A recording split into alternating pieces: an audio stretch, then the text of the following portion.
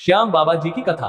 आज हम आपको खाटू श्याम बाबा जी के इतिहास के बारे में बताते हैं। इनका प्रसिद्ध मंदिर राजस्थान के सीकर जिले में स्थित है, जो महाभारत काल में बना मंदिर माना जाता है।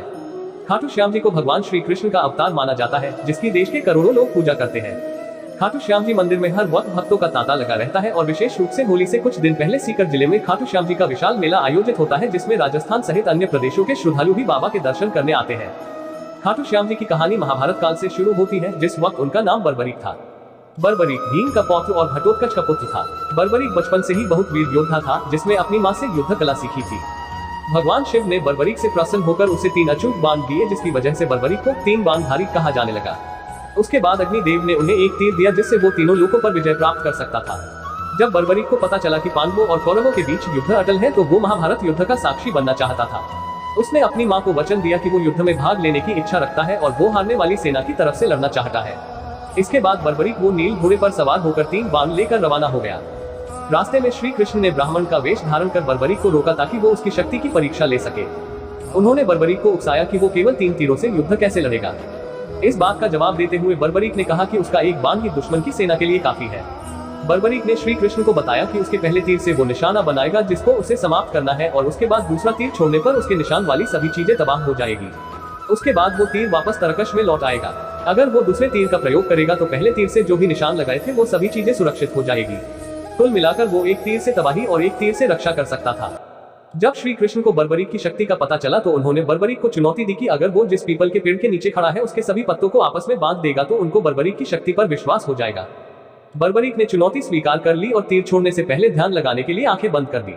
तब श्री कृष्ण से बर्बरीक को पता लगे बिना पीपल की एक पत्ती को तोड़कर अपने पैरों के नीचे छुपा लिया। जब बर्बरीक ने पहला तीर छोड़ा तो सभी पत्तियों में निशान हो गए और अंत में तीर श्री कृष्ण के पैरों के आसपास घूमने लगा।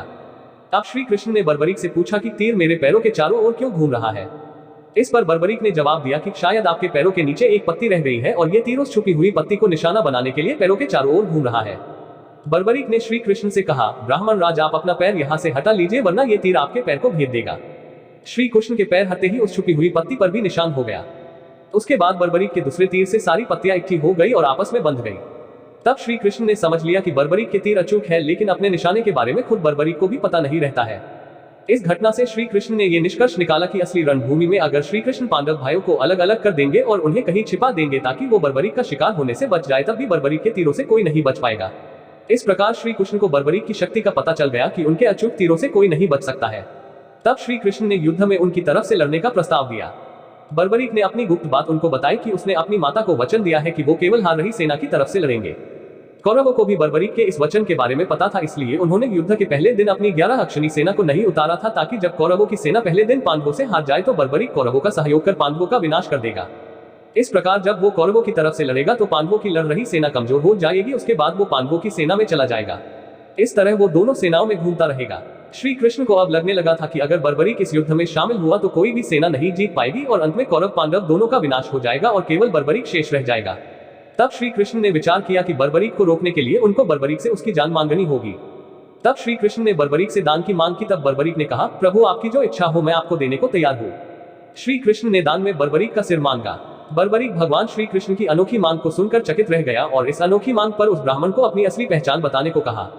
श्री कृष्ण ने बर्बरीक को अपना विराट रूप दिखाया और बर्बरीक उसे देखकर धन्य हो गया। श्री कृष्ण ने तब बर्बरीक को समझाया कि रणभूमि में युद्ध से पहले सबसे वीर क्षत्रिय की बलि देनी पड़ती है, इसलिए मैं तुमसे तुम्हारा सिर दान में मांग रहा हूँ और मैं तुमको इस धरती का सबसे वीर क्षत्रिय होने का गौरव देता हूँ। अपने वादे को निभाते हुए श्री कृष्ण के आदेश पर बर्बरीक ने अपना सिर दान में दे दिया। ये घटना फागुन महीने के शुक्ल पक्ष के 12वें दिन हुई थी।